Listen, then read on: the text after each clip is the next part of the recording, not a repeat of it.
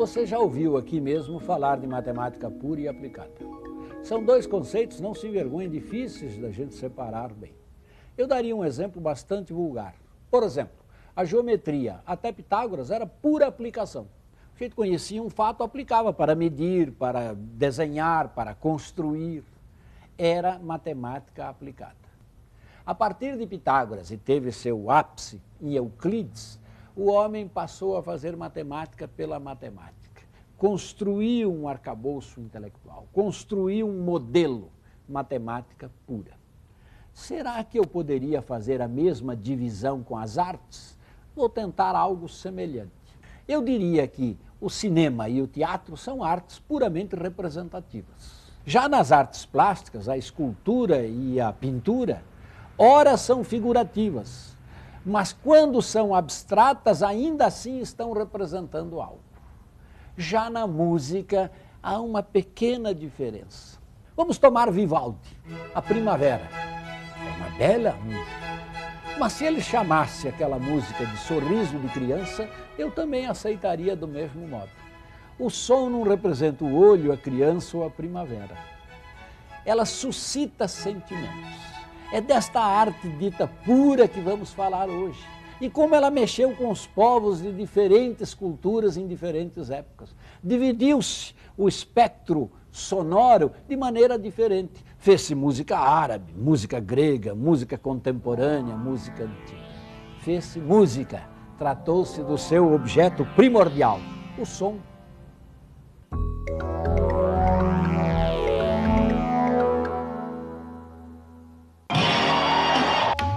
Fim de semana.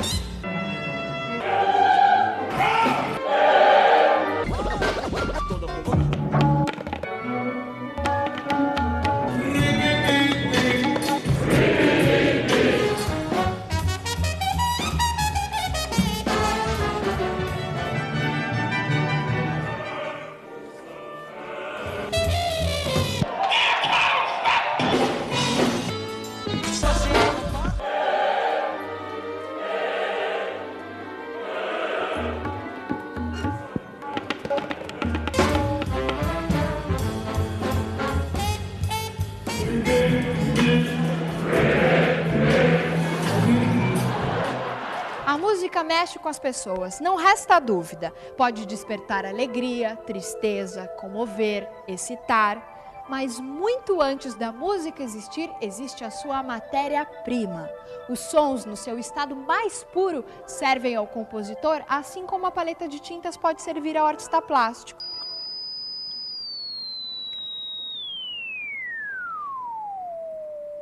Com a invenção de modernos aparelhos analisadores de frequência, tornou-se possível comprovar matematicamente o que por intuição já se sabia desde os tempos remotos. O ouvido humano percebe os sons e transmite ao cérebro informações que serão processadas e entendidas. O som captado pelo ouvido humano ganha sentido quando ele chega no cérebro. O que a gente chama de som é resultado de oscilações muito rápidas que acontecem no ar que está em volta da gente, né?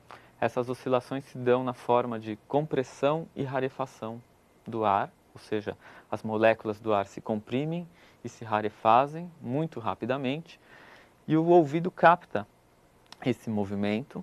Quando ele se movimenta para frente, ele cria uma zona de compressão do ar. Quando ele se movimenta para trás, ele cria uma zona de rarefação do ar. Então aqui a gente teria uma representação dessas zonas de compressão, rarefação, que a gente pode representar como uma onda que vai se propagando. Quando ela está positiva, ela representa a compressão. Quando ela está negativa, ela representa a rarefação do ar. As notas musicais, na verdade, são variações da frequência de oscilação. Por natureza, os sons podem ser curtos ou longos, graves ou agudos, fortes ou fracos, e podem ser facilmente reconhecidos por sua fonte sonora. Um som traz dentro de si todas essas informações, simultaneamente.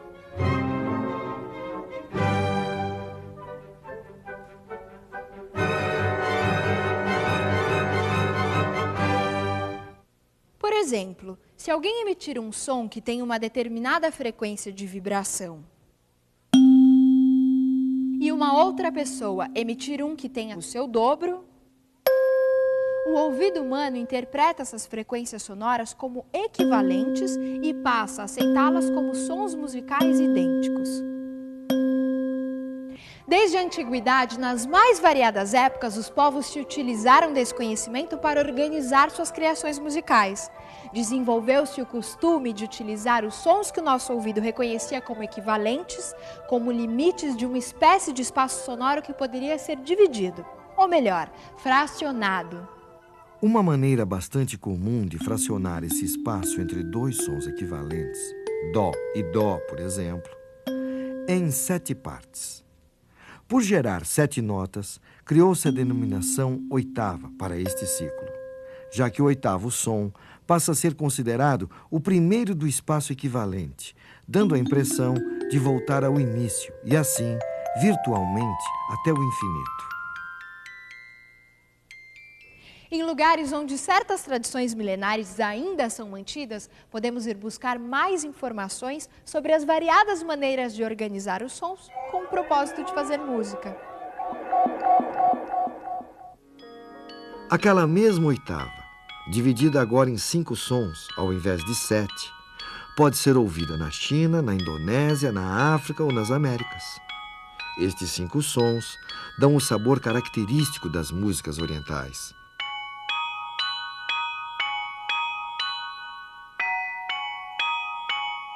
E também do blues americano.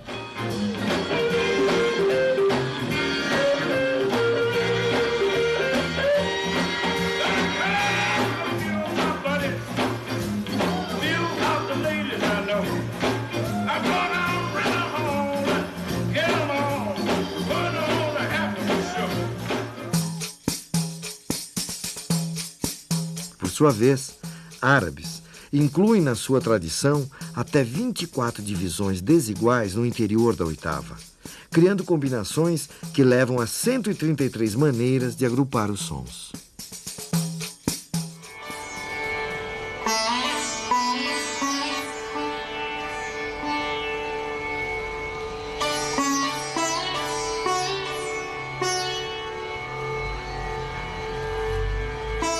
O sistema musical do norte da Índia tem 22 notas.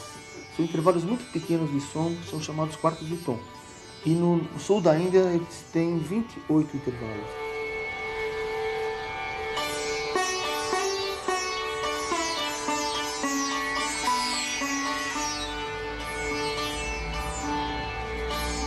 Uma vez tem um congresso de musicologia na Índia e estava o maior quebra-pau, o pessoal do norte falando que eram 22 divisões e o do sul falando que eram 28. E eles não se entendiam, até que entrou um ancião, que era um grande músico. Ele entrou, fez silêncio na sala e perguntaram para ele: mestre, são 22 notas ou são 28 notas? Ele falou: não existe essa questão. Música é como água, são infinitas as divisões.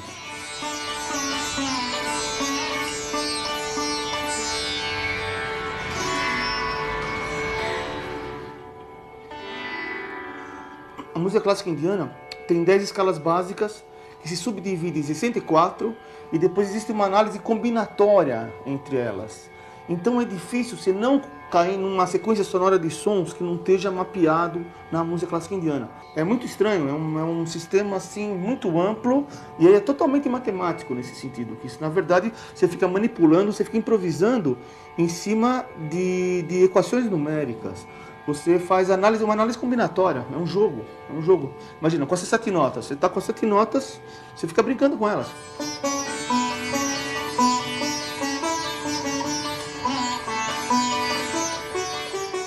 É uma geometria precisa, é uma geometria mágica, mas ao mesmo tempo é uma geometria não extremamente calculada como um metrônomo. Isso acontece muito no ritmo indiano, por exemplo. Um percussionista vai mexer com ciclos.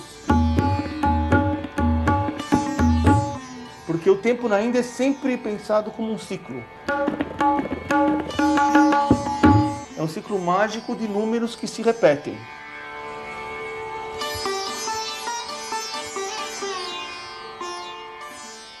O ritmo, eu acho que é uma coisa inata no homem, né? Ele já nasce com um metrônomo dentro do peito, como dizia Villa-Lobos, que é o próprio coração, né? E a respiração.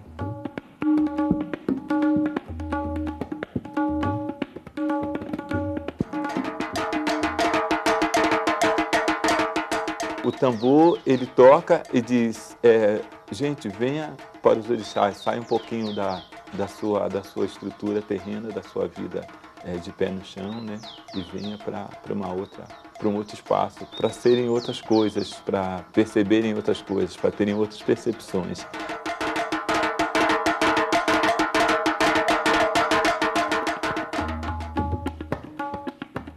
Esse ritmo é a representação matemática cósmica, porque ele está presente na natureza, e está fortemente presente, obviamente presente, às vezes não tão obviamente assim, mas na música, evidentemente, e nos instrumentos de percussão em geral.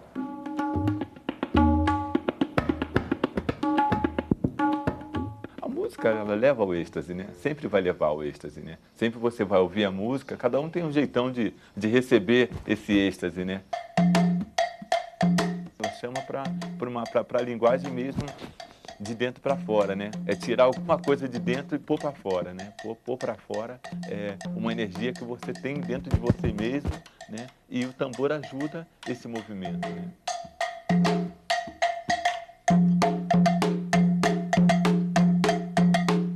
O ritmo, ele contém uma pulsação. Se ele contém uma pulsação, ele contém um metro, né? Esse metro é passível de ser subdividido. Você vai ampliando e vai combinando essas variações, você tem uma infinidade de combinações e de resultados extremamente sofisticados e complexos que não deixam de estar, todos eles, atados entre si. Quer dizer, todos eles têm uma relação muito íntima com essa pulsação fundamental. Isso é matemática.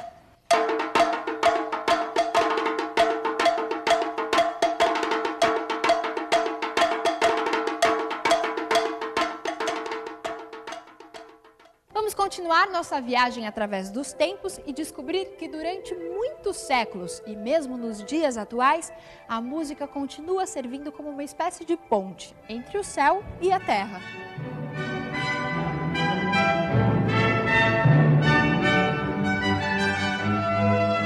E quando a gente ouve a música do Bach, a gente sente um teor religioso muito forte, de elevação espiritual mesmo, assim, né?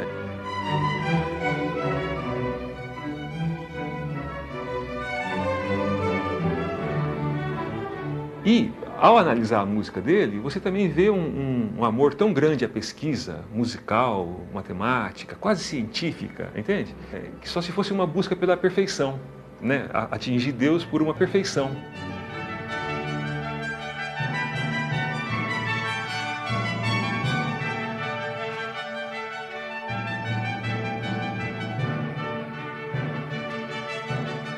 Na época do Bach, estava sendo definido o que depois ficou sendo conhecido como o período tonal da música. A partir do Bach, a dimensão do acorde, que são notas tocadas ao mesmo tempo, né, começou a fazer sentido. Então, o Bach já escreve pensando assim e também pensando do jeito antigo. Ele mistura as duas coisas, né?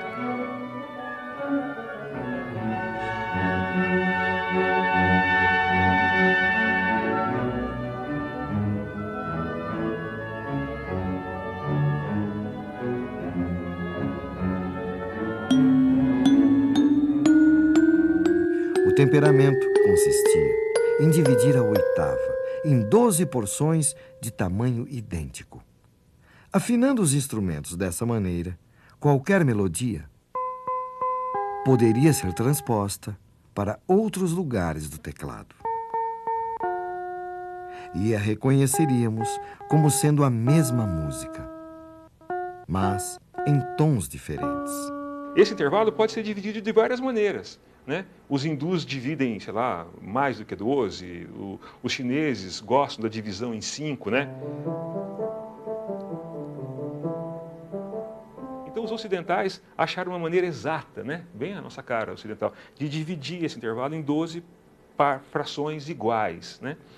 Isso foi chamado de temperamento, porque é um temperamento em relação à natureza. Imagina que você pega um tubo, assopra esse tubo, né? Sai uma nota bem grave. Aí você assopra de novo, sai outra nota, que vai ser a oitava da primeira. Aí assopra de novo, sai outra, que é a quinta da segunda. E se você conseguisse tirar uma série de sons, que é chamada série harmônica, né? Só soprando esse tubo, não dariam essas notas aqui. Entende? Quer dizer, a natureza, os sons, da maneira como eles estão na natureza, não é a maneira como está no teclado dos instrumentos ocidentais. Essa maneira é chamada de maneira temperada.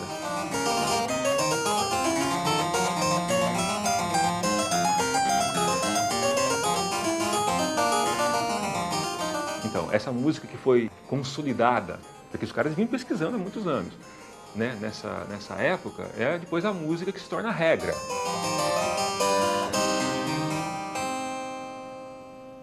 E o Bach, para demonstrar e para estudar isso, ele falou assim, 12 notas, então eu posso fazer 12 músicas em 12 tons diferentes, tanto no modo maior quanto no modo menor. Então ele escreveu Cravo Bem Temperado, em 24, com 24 tons, né? Dó maior, Dó menor, Dó sustenido maior, Dó sustenido menor, Ré maior, Ré menor.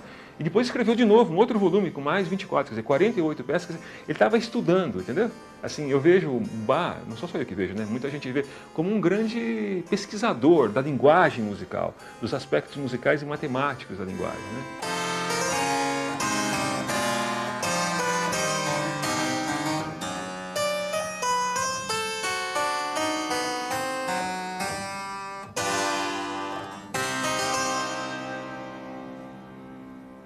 À medida que analisamos os acontecimentos musicais à luz da matemática, a exatidão numérica que orienta a escolha das notas e dos ritmos quando os músicos tocam ou compõem parece indicar que, de alguma maneira, eles sempre buscavam a perfeição. Vamos entender isso melhor?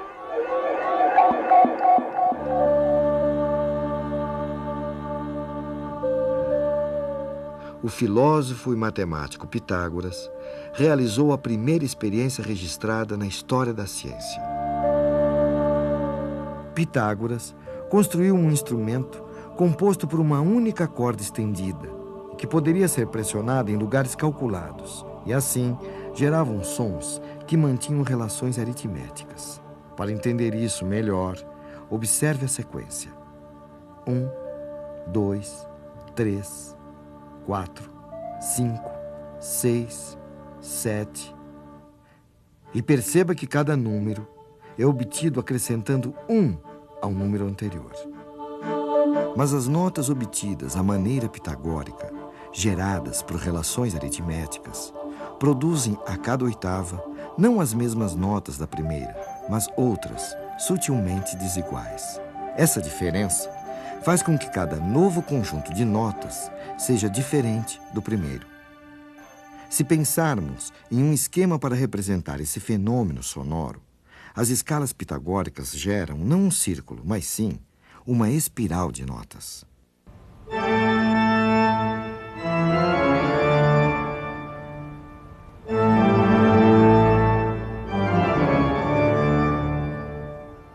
A música produzida por Bach e outros músicos de sua época, por se utilizar dos acordes, que são notas tocadas simultaneamente, precisava de uma mesma afinação em todas as oitavas, para que não se tivesse a impressão de desafinação. Para isso, os músicos como Bach e, posteriormente, os inventores do piano, optaram por dividir a escala não de maneira aritmética, mas sim geométrica ou logarítmica. Na prática, a nova escala divide a pequena diferença existente entre, por exemplo, o Dó de uma oitava e o Dó da seguinte, entre todas as notas da escala. A escala temperada, dessa maneira, altera sutilmente todas as notas, criando sons não naturais. Gera, porém, uma escala circular, em que o fim de uma oitava coincide com o início da outra, e assim é mais adequada à música da época de Bach. Essa nova maneira de afinar os instrumentos e de organizar a escolha das notas só se tornou possível através de uma nova maneira de fazer cálculos.